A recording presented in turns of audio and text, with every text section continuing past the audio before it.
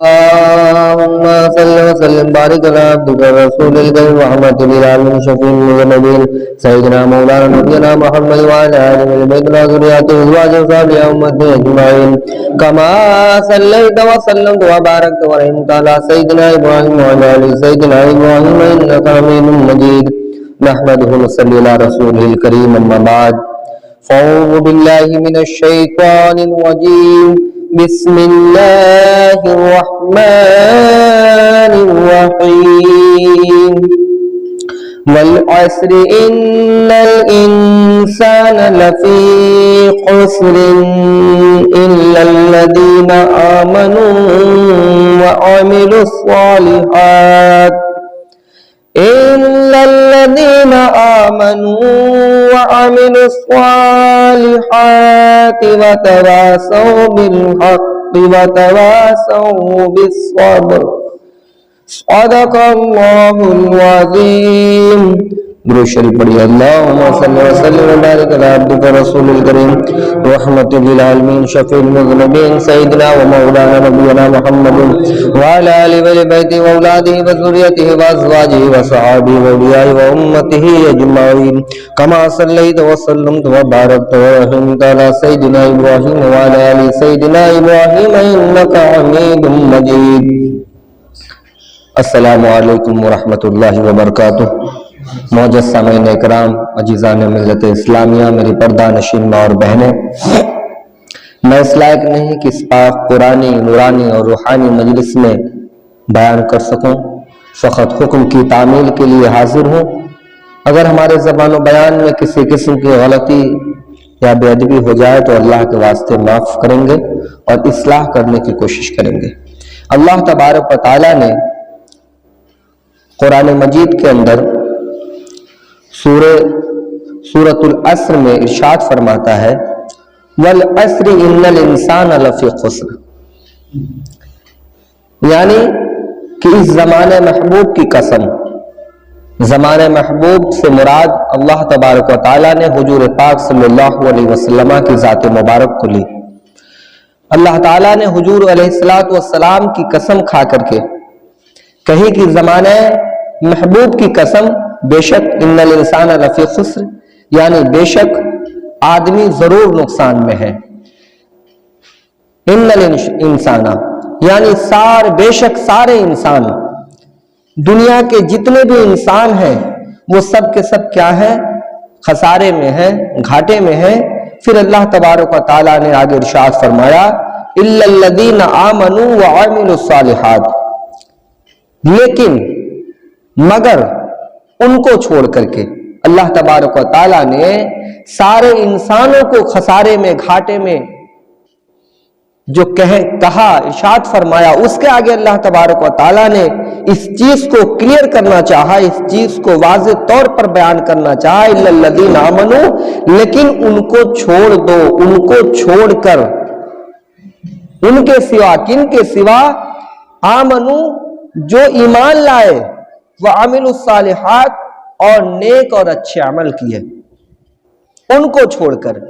سارے لوگ گھاٹے میں ہیں ضرور، لیکن ان کو چھوڑ کر، کن کو؟ کہ جو ایمان لائے، اور ایمان کس پر لائے؟ ایمان وہ لائے ہیں لا الہ الا اللہ محمد رسول اللہ، ایمان وہ جو لائے ہیں کہ سوا اللہ کے کوئی معبود نہیں، اللہ وحدہ لا شریک ہے جو واحد عبادت کے لائق اور معبود حقیقی ہے، اسی کی پوجا کرنی چاہیے، اسی کی پرستش کرنی چاہیے، اور محمد رسول اللہ اور محمد صلی اللہ علیہ وسلم ان کے نیک بندے اور رسول ہیں۔ اس چیز پر جس کا ایمان ہے، جس نے اس چیز کو دل اور زبان دونوں سے قبول کر لیا، تصدیق کر لیا، وہ ایماندار ہو گیا، وہ ایمان والا ہو گیا۔ اب اس ایمان والے کی ایک اور خصلت ہے، ایک اور خاصیت ہے، اور اس کے اندر ایک اور خوبی ہے، اور وہ خوبی یہ ہے کہ وہ اچھا عمل کرتا ہے۔ وہ اچھا عمل کیا ہے؟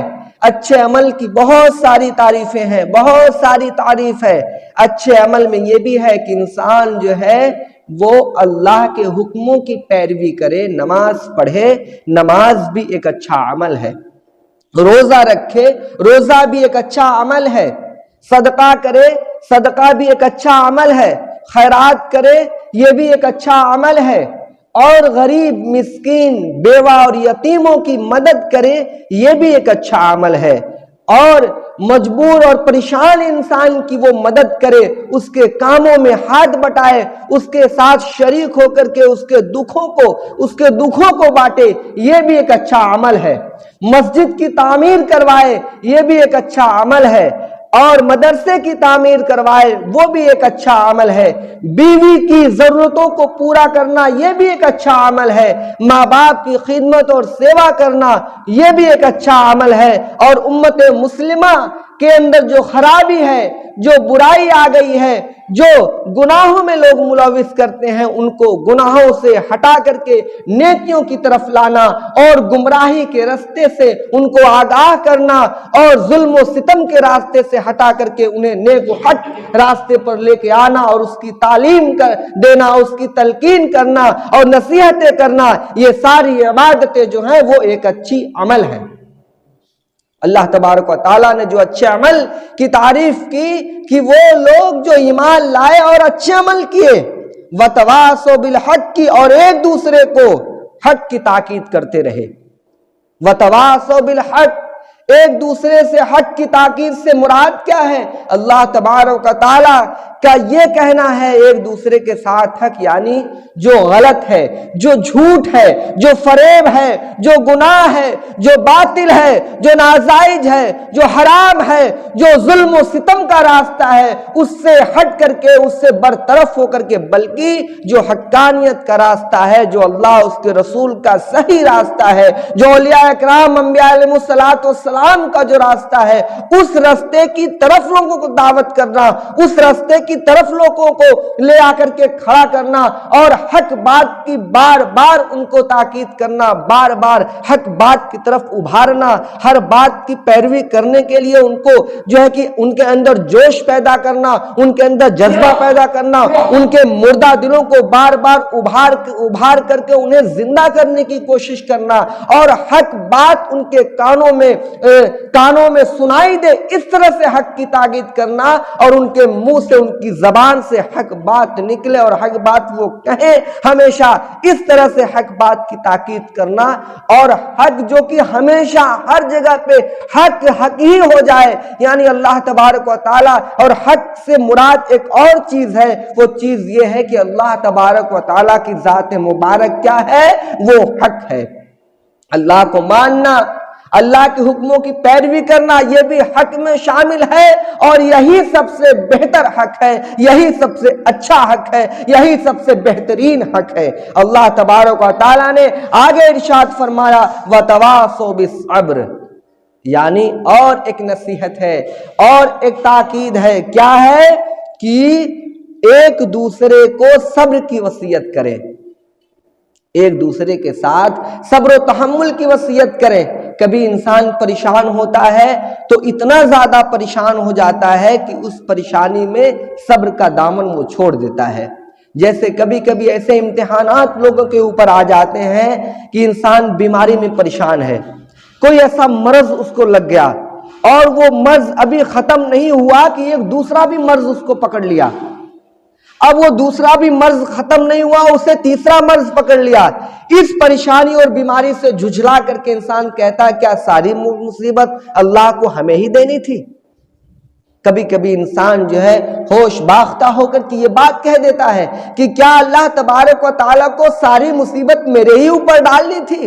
میرے دوستو، اسی جگہ پر اس انسان نے اپنے صبر کے دامن کو چھوڑ دیا، اس نے صبر کی چیز کو چھوڑ کر کے اس نے اللہ کی ناشکری کر ڈالی، اور وہ اللہ کی ناشکری جو بندے نے کی کہ کیا اللہ کو سارے امتحان، ساری مصیبتیں، ساری پریشانیاں مجھے ہی دینی تھی؟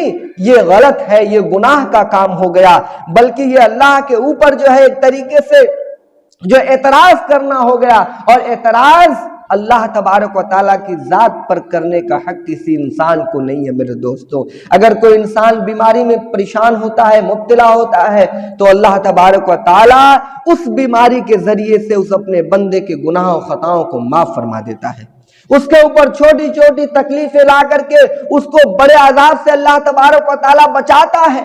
اللہ تبارک و تعالیٰ کہتا ہے کہ میں 70 ماؤں سے زیادہ اپنے بندوں سے محبت کرتا ہوں۔ اگر ایک ماں اپنے بچے سے اتنا محبت کرتی ہے کہ اگر اسے ٹھوکر بھی لگ جائے تو اس ٹھوکر کو ماں برداشت نہیں کر پاتی، بچے کو اگر بھوک لگ جائے تو وہ ساری تکلیف میں ہو کر کے بھی وہ اپنی تکلیفوں کو چھوڑ کر بچے کے لیے کھانے کا انتظام کرتی ہے، بچے کے لیے کپڑے کا انتظام کرتی ہے، بچے کے لیے آرام کی سہولت کا انتظام کرتی ہے ایک ماں۔ لیکن اگر 70 ماؤں سے بھی زیادہ اگر اللہ تبارک و تعالیٰ اپنے بندوں سے محبت کرتا ہے تو کیا یہ ہو سکتا ہے کہ وہ اپنے بندے کے اوپر ظلم کرے؟ کیا یہ ہو سکتا ہے کہ وہ اپنے بندے کے اوپر مصیبتیں نازل کرے؟ کیا ہو سکتا ہے کہ وہ اپنے بندے کو پریشانی میں چھوڑے؟ قطعی نہیں ہو سکتا۔ یہ انسان کی اپنی سمجھ ہے، اپنی فہم ہے، اس کی اپنی جو ہے کہ اپنے سمجھنے کی جو طاقت ہے اس کی اتنے ہے، لیکن حقیقت یہ ہے کہ اللہ تبارک و تعالیٰ اپنے بندوں پر کبھی ظلم نہیں کرتا۔ اگر اس کا بندہ پریشان ہے تو ضرور اس کی کوئی وجہ ہے، اگر اس کا بندہ کوئی مصیبت میں پڑ گیا تو ضرور اس کے پیچھے کوئی وجہ ہے، کوئی وجہ ہے تبھی آج وہ مصیبت میں ہے۔ اور اللہ تبارک و تعالیٰ پریشانیاں دے کر بندوں کے اوپر سے جو عذاب ہوتے ہیں ان عذاب کو کم کر دیتا ہے۔ اللہ تبارک و تعالیٰ مصیبت میں ڈال کر کے لوگوں کے گناہوں خطاؤں کو معاف فرما دیتا ہے، تھوڑی سی تکلیف دے کر کے اللہ تعالیٰ بڑی تکلیف سے انسان کو بچاتا ہے۔ اللہ تبارک و تعالیٰ کی محبت کرنے کا یہ انداز ہے، یہ طریقہ ہے، اور یہی چیز جو صبر ہے، جب انسان صبر کرتا ہے۔ جب امام حسین رضی اللہ تعالیٰ عنہ کو کربلا کے میدان میں شہید کرنے کی جو سازش کی گئی، انہیں جو تکلیف دی گئی، پانی جو ان کے اوپر بند کر دیا گیا، ان کے 6 ماہ کے بچے کے اوپر جو تیر برسائے گئے، ان کے 16 سالہ بچے کو جو شہید کر دیا گیا، ان کے بھائی حضرت عباس کو شہید کر دیا گیا، ان کے ساتھ سارے صحابیوں کو، ان کے دوستوں کو شہید کر دیا گیا، اور ان کے اوپر پانی بند کر دیا گیا، اتنا تشدد کیا گیا، اتنا ظلم کیا گیا، ان کے اوپر اتنی مصیبتیں ظاہراً نازل کر دی گئی، ساری مصیبتوں، سارے چیزوں کو برداشت کر کے انہوں نے صبر و تحمل کا دامن پکڑ کے رکھا، اور یہ کہتے رہے کہ مولا تیری مرضی جس میں ہے ہم اسی میں راضی ہیں، جس میں تو خوش ہے اس میں میں خوش ہوں، بس دعا ایک ہے مولا کہ جو بھی مصیبتیں پریشانیاں جو میرے اوپر ہیں، ساری مصیبتوں کو یہ امام حسین، یہ حسین برداشت کر لے گا، لیکن مولا میرے نانا کی امت کی گناہوں کو تو بخشش فرما دینا۔ کیا ہے یہ صبر؟ کتنی بڑی چیز ہے یہ صبر، بہت بڑی چیز ہے۔ آج صبر نہ کرنے کی وجہ سے ہر گھر میں پریشانی، ہر گھر میں جو ہے کہ جھگڑا، فساد، وبال، آج گھر میں جو ہے اس صبر کے نہ کرنے کی وجہ سے جتنی مصیبتوں کا سامنا کرنا پڑتا ہے اس کا کوئی حساب نہیں۔ اگر بہو سے غلطی ہوتی ہے تو ساس کتنی باتیں بنا ڈالتی ہے، ایک بات کی 100 بات کر دیتی ہے۔ اگر تھوڑی سی غلطی پر ساس برداشت کر لے اور اپنے بہو کے ایک غلطی کو اگر نظر انداز کر دے یا اسے آسانی سے سمجھانے کی کوشش کرے تو شاید بہو بھی آسانی سے سمجھنے کی کوشش کرے گی، اور یہ فتنہ بھی جو غصے کی شکل میں ابھرتا ہے، جو برداشت اور صبر نہ کرنے کی وجہ سے جو غصہ ابل کر کے سامنے آتا ہے، اور شیطان اس میں اپنا جال جو پھیلا کر کے لوگوں کو اس میں الجھا دیتا ہے تو وہ نہ کر سکے۔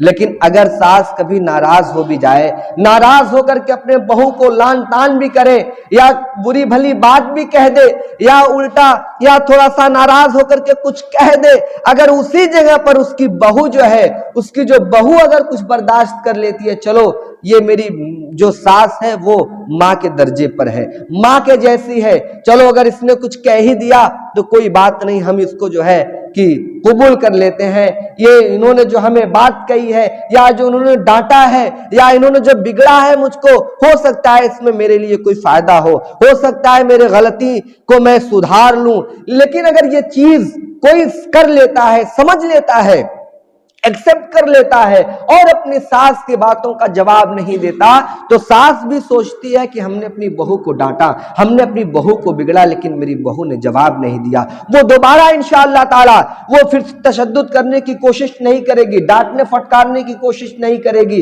اور بہو کے اس انداز سے وہ خوش بھی ہو جائے گی، اور بہو جو ہے اس فتنے سے بچ جائے گی کہ جھگڑا نہیں ہوا، اور جب جھگڑا نہیں ہوا تو دونوں کے جو محبت تھے، دونوں کے بیچ میں جو اخلاق تھا وہ قائم کا قائم رہ گیا، شیطان اس میں کوئی اپنا کام نہیں کر پایا۔ لیکن میرے دوستو، اگر اسی کے برخلاف بیٹا باپ کو بگڑتا ہے، اگر وہ جو ہے اس سے لڑ بھڑ جاتا ہے، تو یہ بہت بڑی بات، یہ بہت غلط بات ہے۔ بلکہ باپ اگر بیٹے کو بگڑے، باپ اگر بیٹے کو ڈانٹے کسی غلطی پر یا کسی وجہ سے، تو بیٹے کو چاہیے کہ خاموشی کے ساتھ اس کو سنے اور اس غلطی کو سدھارنے کی کوشش کرے۔ یہاں پر جو صبر ہے، یہی صبر کر کے اگر وہ سن لیتا ہے، جواب نہیں دیتا، تو بعد میں باپ کا جب غصہ ٹھنڈا ہوتا ہے تو سوچتا ہے کہ میرے والد نے صحیح کہا، مجھے جو ڈانٹا صحیح ڈانٹا، اور اس پہ کیا ہوتا ہے، اس پہ یہ باپ کے دل میں بھی یہ خیال پیدا ہوتا ہے کہ میرے بچے نے میری بات کا کوئی جواب نہیں دیا، اس کا دل خوش ہو جاتا ہے، اور وہی جو دل کی خوشی ہوتی ہے وہی اصل میں دعا ہوتی ہے۔ دل کی جو خوشی ہوتی ہے اصل میں وہی دعا ہوتی ہے۔ تو صبر کیا ہے؟ صبر ہر طریقے سے انسان کے اوپر اگر کوئی بلا آئے، آسمانی بلا ہو، اس پہ بھی اسے صبر کرنا چاہیے، کوئی ایسی بات ہو اس پہ بھی اسے صبر کرنا چاہیے۔ اور جب انسان صبر اور حق دونوں کو اپنے ہاتھوں میں پکڑ لے گا تو انشاءاللہ تعالی اس کی دنیاوی زندگی بھی اللہ تبارک و تعالی سنوار دے گا، اس کی اخروی زندگی بھی اللہ تبارک و تعالی سنوار دے گا۔ آپ بتائیے، دنیا میں ہم ہیں، دنیا میں ہم کون سی چیز تلاش کرتے ہیں؟ دنیا میں ہم کون سی چیز تلاش کرتے ہیں؟ ہر انسان سے اگر سوال کیا جائے کہ بھائی تمہیں کیا چاہیے، تو وہ کہے گا ہمیں امن چاہیے، ہمیں سکون چاہیے، ہمیں سکھ چاہیے۔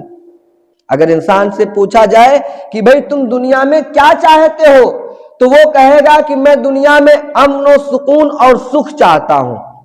اب اسی سے اگر سوال کیا جائے کہ دنیا میں امن اور سکون اور سکھ کیسے ملتا ہے، میرے دوستو، ہر انسان کے لیے دو سکھ ہے، ہر انسان کے لیے دو امن ہے، ہر انسان کے لیے دو سکون ہے۔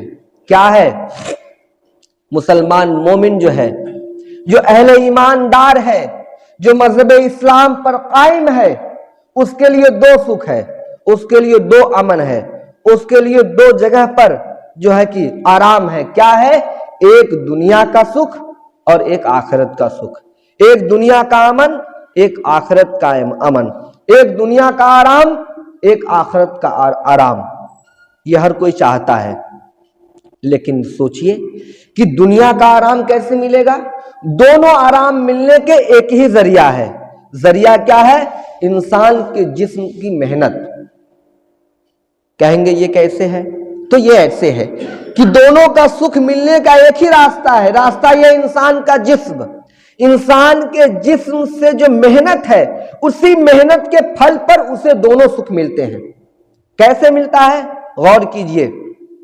انسان جب ظاہری جسم کو، اپنے اس جسم کو دنیا بنانے کے لیے، دنیا میں آرام حاصل کرنے کے لیے محنت کرتا ہے، محنت کی شکل کیا ہے؟ نوکری کرتا ہے۔ محنت کی شکل کیا ہے؟ بزنس کرتا ہے۔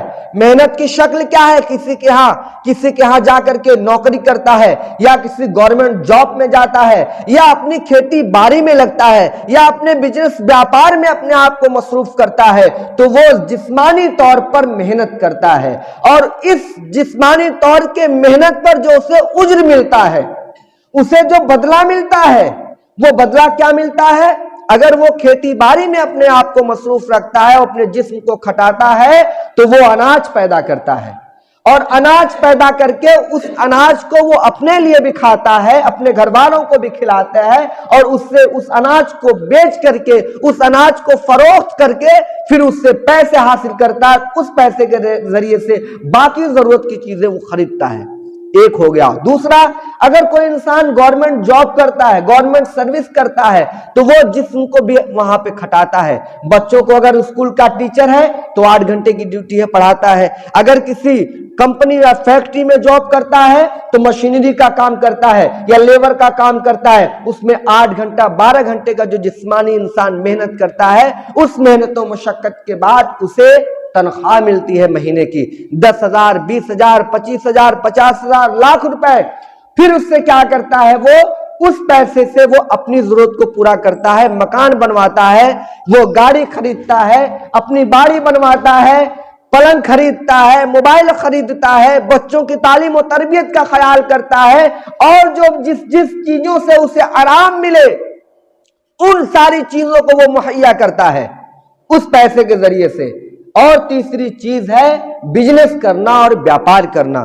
जब कोई इंसान बिजनेस करता है, खरीदो फरोख्त का काम करता है, तिजारत का काम करता है, व्यापार का काम करता है, तो उसमें वो अपने जिस्म को खटाता है, बेशुमार मेहनत करता है, बेहिसाब मेहनत करता है, और उस मेहनत के बाद जो उसे कीमत मिलती है, जो उसे फायदा मिलता है, जो उस खरीदो फरोख्त कारोबार में जो उसे जो नफा मिलता है, उस नफा के जरिए से फिर इंसान अपने महल को बनाता है, अपने घर बार को संवारता है, बीवी बच्चों के कपड़ों का इंतजाम करता है, बेहतरीन खाने का इंतजाम करता है।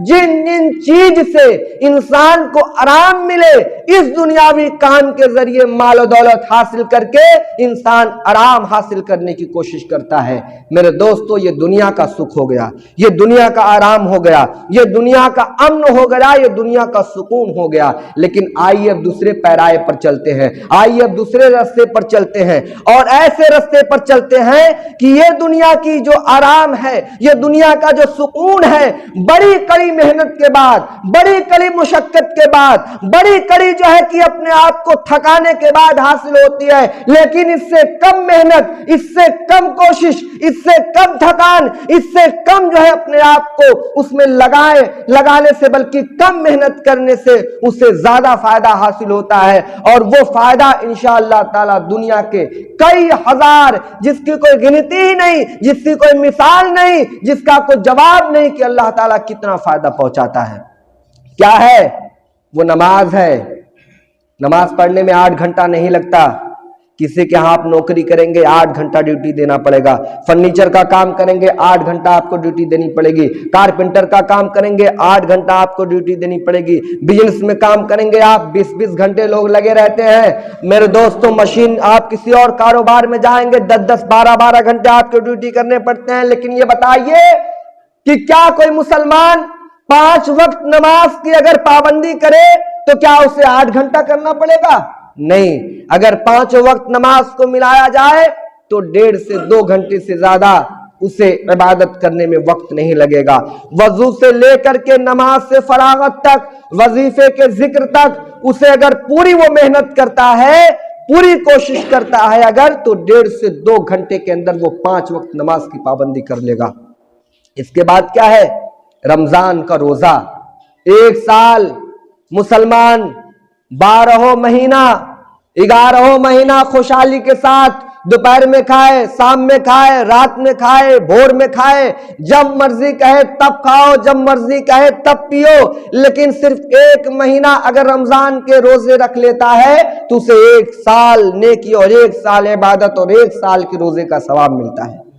मेरे दोस्तों, 1 महीना आपने रोजा रखा, 1 साल की इबादत का आपको सवाब मिल गया। और आपने 5 वक्त और नमाज की अगर 1-1.5 घंटे के लिए आपने अल्लाह तबारक व तआला को दिया तो आपकी पूरी जिंदगी इबादत में है। मेरे दोस्तों, रात भी इबादत में, दिन भी इबादत में, दोपहर भी इबादत में, शाम भी इबादत में। ये 2 अमल हो गए, एक नमाज, एक रोजा। अब आता है ज़कात।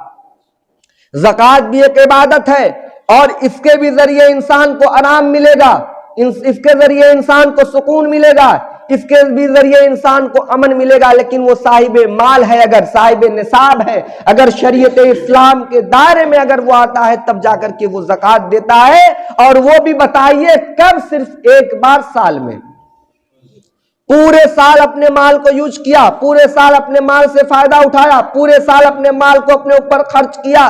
सिर्फ 1 साल में 1 बार उसने अपने माल का 40वां हिस्सा गरीबों और मिस्किनों और यतीमों के ऊपर उसे खर्च करना है, सिर्फ 1 बार।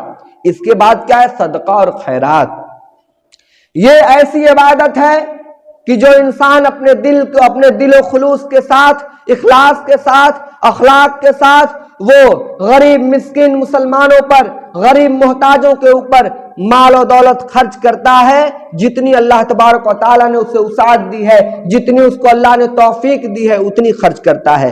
ملا جلا کر کے اگر دیکھا جائے تو مسلمان کی آخروی زندگی میں آرام پہنچانے کے لیے، اخروی زندگی کو سکون پہنچانے کے لیے، اخروی زندگی میں امن حاصل کرنے کے لیے اسے 2 سے 3 گھنٹہ بھی محنت نہیں کرنا پڑا۔ معمولی سا صرف اس نے جو شریعت اسلام کا جو طریقہ ہے، حلال کھایا، حلال کمایا، نماز کی پابندی کیا، زکوٰۃ دیا، حج کیا اور صدقہ کیا، خیرات کیا، رمضان کا روزہ رکھا، جیسے جیسے جب اس کی ضرورت پڑی تب اسلام کے شرعی قانون کو فالو کرتا رہا، مانتا رہا، اللہ تعالیٰ اس کے بدلے میں اسے جنت جیسی نعمت عطا کر دیا۔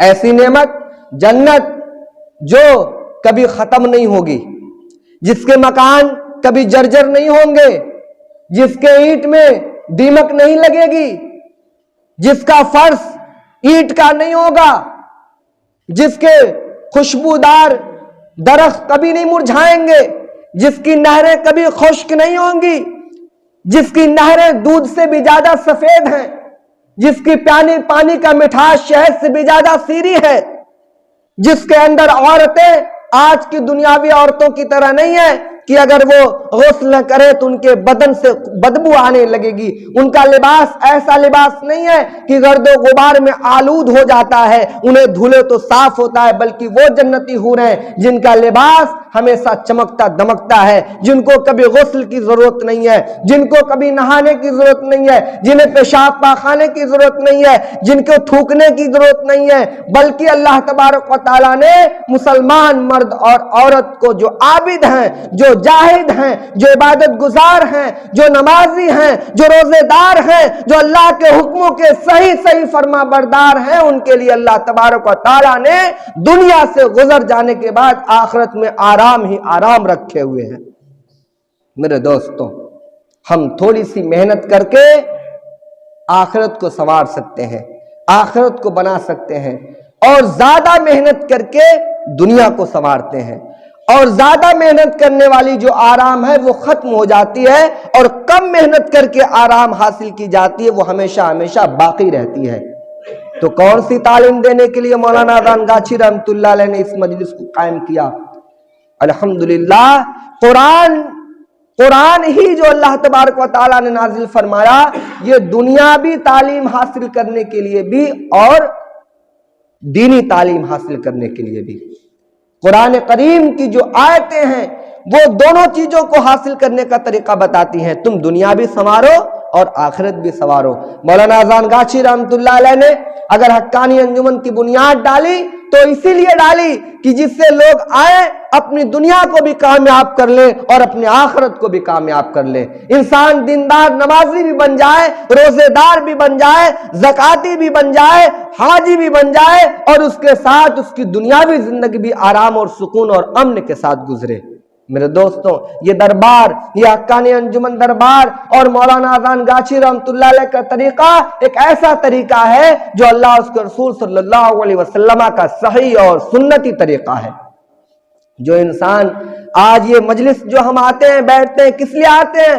اس لیے آتے ہیں کہ ہمارے دلوں میں جو خرافات آ جاتا ہے، ہمارے دلوں میں جو گرد پڑ جاتا ہے، ہمارے دلوں میں جو کالخ آ جاتی ہے، اس کی صفائی نورانی فیضان سے ہوتا ہے، نورانی جو ہے کہ دربار سے ہوتا ہے، اللہ تعالیٰ کے محبوب بندوں کی دعاؤں کی وجہ سے ہوتا ہے، قرآن کے ذکر سے ہوتا ہے، تسبیح تحلیل و تقدیس سے ہوتا ہے، اور انبیاء اکرام علیہم الصلوۃ والسلام پر درود و سلام پڑھنے سے اور بھیجنے سے ہوتا ہے۔ جب ہم مجلس میں آتے ہیں تو درود پڑھتے ہیں، مجلس میں آتے ہیں تو سلام پڑھتے ہیں، مجلس میں آتے ہیں تو قرآن پڑھتے ہیں، مجلس میں آتے ہیں تو ذکر کرتے ہیں، مجلس میں آتے ہیں تو فکر کرتے ہیں، مجلس میں آتے ہیں تو جو ہے کہ تسبیح کرتے ہیں، تحلیل کرتے ہیں اور تقدیس کرتے ہیں۔